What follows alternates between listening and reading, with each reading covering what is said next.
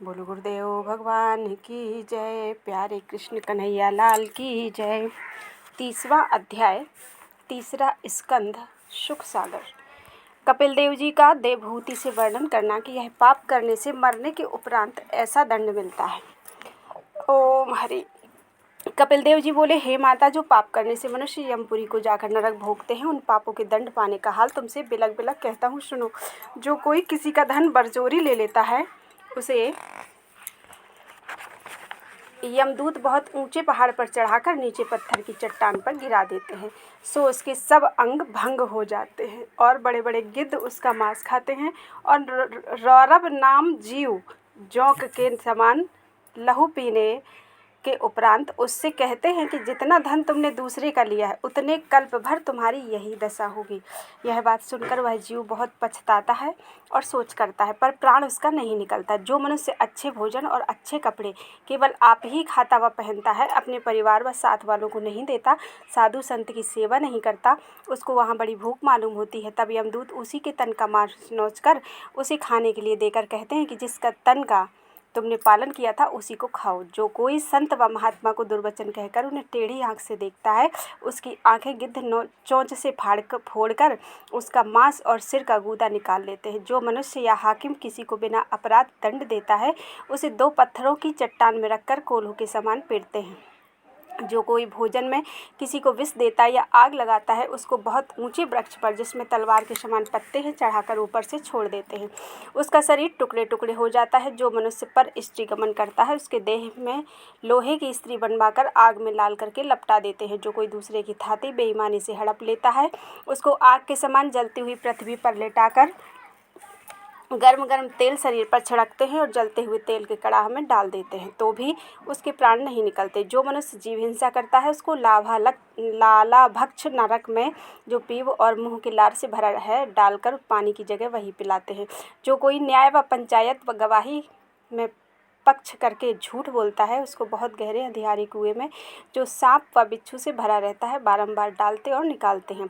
सांप व बिच्छू के काटने से वह बहुत दुख पाता है। हे माता, इसी तरह जो जैसा पाप करते हैं, वैसा दंड उनको वहाँ मिलता है। बोलो वृंदावन बिहारी लाल की जय।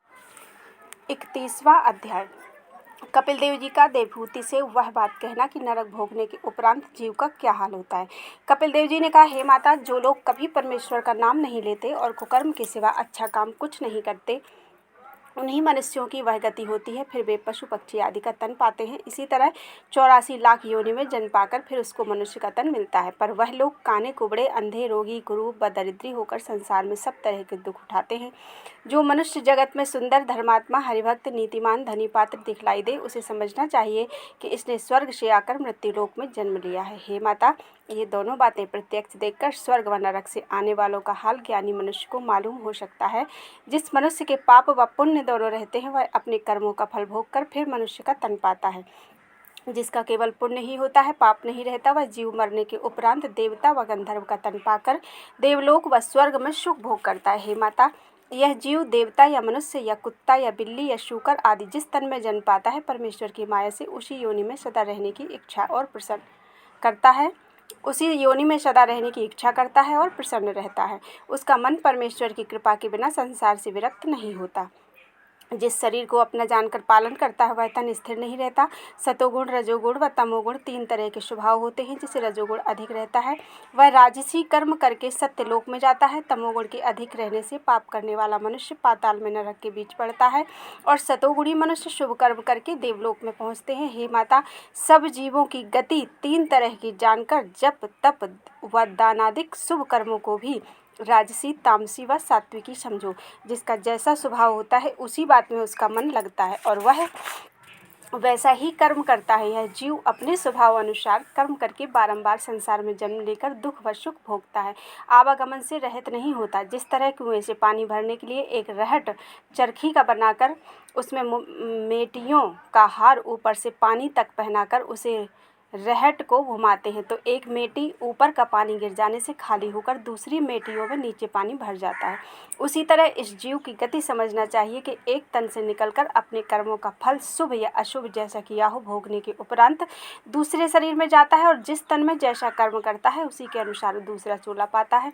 यह बात सुनकर देवहूति ने कहा, महाराज जब यही हाल है तो जीव का छुटकारा इस संसार से किसी तरह नहीं हो सकता।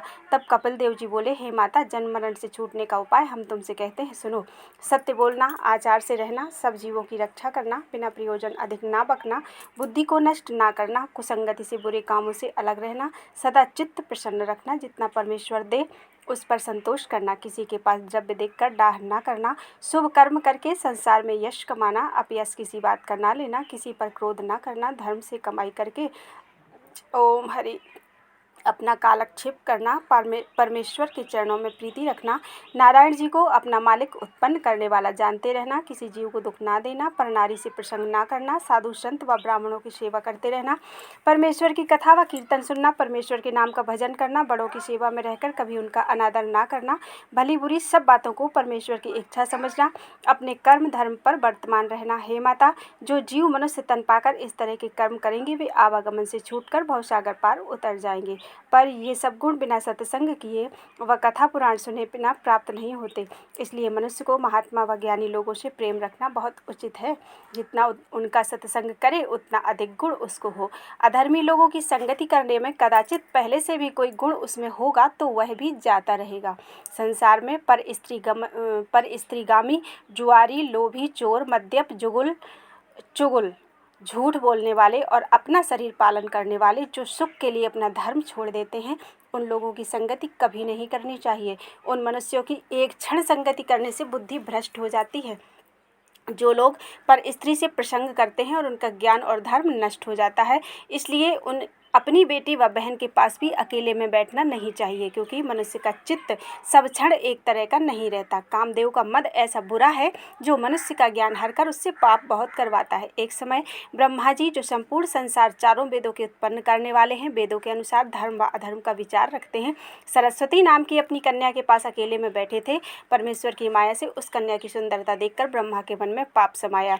जब ब्रह्मा जी कामदेव के नशे में मतवाले होकर अपनी बेटी से भोग करने चले, तब वह धर्म रूपी कन्या उनका यह हाल देखकर बहुत लज्जित हुई और हिरणी का रूप धारण करके वहां से भागी।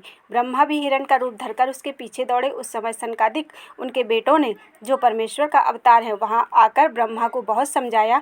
तब ब्रह्मा ने ज्ञान प्राप्त होने से अति लज्जित होकर अपना वह तन छोड़कर दूसरा शरीर धारण किया। हे माता, जब ब्रह्मा जी की यह दशा हुई, जिनसे ऋषिश्वर, मुनि, प्रजापति आदि सब संसारी जीव उत्पन्न हैं, तो संसारी जीव जो सदा अज्ञान से भरे रहते हैं, उनकी क्या सामर्थ्य है जो कामदेव के वेग को रोक सके। जिस तरह आंधी चलने से वृक्ष के पत्ते, घास और तिनके उड़ने लगते हैं, उसी तरह जब परमेश्वर की माया से कामदेव अपना बल करता है, तब योगी और ऋषिश्वर आदि किसी का मन चलायमान हुए बिना स्थिर नहीं रह सकता। मेरी माया दो रूपों से, एक जड़ रूप द्रव्य और दूसरा चैतन्य रूप स्त्री संसार में फैली है। इन्हीं दोनों रूपों में संसारी लोग लिपट कर नष्ट होते हैं। चैतन्य रूप माया तो छोड़ भी सकती है, पर जड़ रूप माया नहीं छोड़ती। उसके मोह में सब मनुष्य फंसे रहते हैं। कदाचित कोई पूछे कि मनुष्य चैतन्य चोला होकर जड़ रूप माया में क्यों फंसता है। उसका उत्तर यह देना चाहिए कि जिस तरह अच्छा गाने वाला ताल व स्वर से प्रवीण जब वन में अलगोजा बजाकर गाता है, तब हिरण आदि बंचर जीव उस शब्द पर मोहित होकर उस गाने वाले के पास आकर खड़े हो जाते हैं और वह उन्हें पकड़कर बहुत दुख देता है। उसी तरह संसारी मनुष्य परमेश्वर का भजन व स्मरण, जो सदैव के लिए सुख की खान है, छोड़कर जड़ रूपी माया से अपना सुख समझते हैं और माया रूपी जाल में फंसकर बहुत दुख पाकर पीछे बहुत पछताते हैं। बोलो वृंदावन बिहारी लाल की जय। 32वां अध्याय। कपिल देव जी का देवहूति को 3 तरह का ज्ञान समझाना। कपिल देव जी बोले, हे माता, हमने तुमसे स्त्री और द्रव्य दोनों को बुरा कहा, सो तुम्हारे मन में इस बात का संदेह हुआ होगा कि संसार में स्त्री से सब जीवों की उत्पत्ति है और द्रव्य से अनेक प्रकार का सुख प्राप्त होता है। यदि इन दोनों को छोड़ दें तो संसारी काम किस तरह चले, इसका हाल मैं तुमसे कहता हूँ, सुनो। हमने द्रव्य और स्त्री को छोड़ देना गृहस्थाश्रम के लिए नहीं कहा। जो लोग गृहस्थी छोड़कर परमेश्वर के नाम पर साधु, बैरागी व सन्यासी होकर वन या तीर्थों में रहकर अपना जीवन परमेश्वर के स्मरण व ध्यान में बिताते हैं, उन लोगों को द्रव्य व स्त्री की संगति नहीं करनी चाहिए। और जो मनुष्य गृहस्थाश्रम में रहकर परमेश्वर का भजन करके भवसागर पार उतरना चाहे, वह अपनी विवाहिता स्त्री से, रूपवती हो या कुरूपा, प्रीति रखकर दूसरी नारी से प्रसंग ना करे। थोड़ा या बहुत जितना धन परमेश्वर उसको दे, उतने में अपने परिवार का पालन करे। पाप की कौड़ी पर इच्छा ना रखे। गृहस्थ को उचित है कि नित्य देव कर्म, पितृकर्म, ठाकुर जी की पूजा व सेवा कर उनका भोग लगाकर भोजन किया करे। परमेश्वर की कथा सुनकर उसमें ध्यान लगाए रहे और यथाशक्ति साधु, बैरागी और ब्राह्मण को भोजन व वस्त्र दिया करे। यज्ञ, तप, दान, व्रत आदि जो कर्म करे उसे परमेश्वर को अर्पण कर दें। अपने परिवार के लोगों को ऐसा जानता रहे कि संसार में ये सब मेरे पैर की बेड़ी के समान है। मुझे ऐसी सामर्थ्य नहीं है जो इनके फंदे से छूट सकूं। इस जाल से छुड़ाने वाले नारायण जी हैं। इस तरह का विचार हृदय में रखकर उनका पालन किया करें। गृहस्थ को अपना मन विरक्त रखना चाहिए। बैरागी व सन्यासी के वास्ते संसारी सुख का त्याग करना उचित है। हरिभक्त गृहस्थ के लक्षण हम तुमसे कहते हैं, सुनो। जिस तरह पानी में कमल का फूल जल से पृथक रहता है, उसी तरह हरिभक्त गृहस्थ भी प्रत्यक्ष में गृहस्थी के बीच रहकर अपना मन संसारी माया से विरक्त रखे। मन को परमेश्वर के ध्यान में लगाए रहें तो गृहस्थ भी मरने के उपरांत सूर्यमंडल में होकर वैकुंठ को जाते हैं। अब अज्ञानी गृहस्थों के लक्षण सुनो।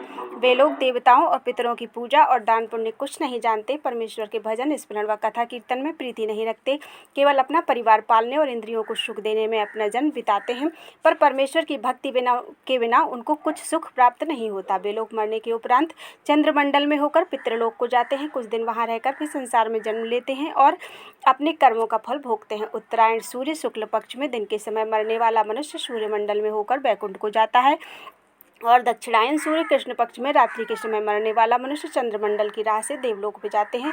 वहाँ का सुख अपने कर्मानुसार भोग कर उनको फिर संसार में जन्म लेना पड़ता है। पापी मनुष्य नरक में रहने के उपरांत 84 लाख योनि में जन्म पाकर दुख भोग करते हैं। जब तक मनुष्य इंद्रियों का सुख नहीं छोड़ता, तब तक उसका शरीर अंगूठे के प्रमाण का बना रहकर आवागमन में फंसा रहता है। मुक्त हो जाने से उसका वह शरीर छूट जाता है, फिर संसार में जन्म नहीं लेता।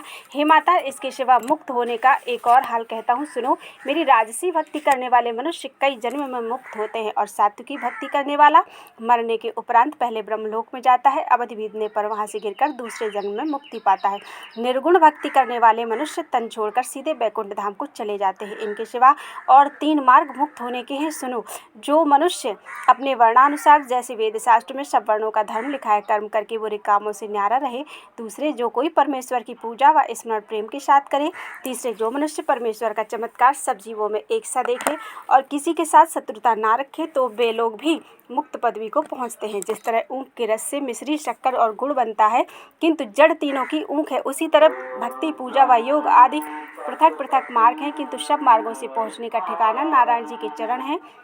सो हे माता, गृहस्थ, ब्रह्मचारी, वानप्रस्थ, सन्यासी, योगी, यति कोई हो जिसे परमेश्वर के चरणों में प्रीति है, वह मुक्ति पाता है। जो मनुष्य परमेश्वर से प्रेम नहीं रखता, उसके पिछले जन्मों का पाप उदय हुआ जानना चाहिए। वह अमृत छोड़कर समुद्र का खारा पानी पीकर उसमें मीठा स्वाद ढूंढता है। जिस तरह शूकर को घी और चीनी खिलाओ तो उसे अच्छा नहीं मालूम होता, विष्ठा प्यारा लगता है, उसी तरह जिस तरह परमेश्वर की कथा व कीर्तन हरिभक्त लोग कहते हैं, उस जगह से वह अधर्मी उठकर चुगली और कुकर्म करने वालों की संगति में आनंद से बैठता है। तुलसी पिछले पाप से हरि चर्चा न सुहाए, जैसे ज्वर के जोर में भोजन की रुचि जाए। हे माता, मेरे चरणों में प्रीति करने वाले का चित्त संसार में बुरे कामों से विरक्त होकर उसे अपना भला बुरा दिखलाई देता है। मैंने यह सब ज्ञान जो तुमसे कहा, इसको कभी न भूलना, और इस ज्ञान को स्मरण रखने से तुम्हें इस विमान के छोड़ने का और करदम जी के और मेरे वियोग का दुख न होगा। कलयुग में लोग इस ज्ञान को सुनकर इसी के अनुसार काम करके भवसागर पार उतर जाएंगे। इस ज्ञान के प्रताप से तुम भी मुक्ति पाओगी।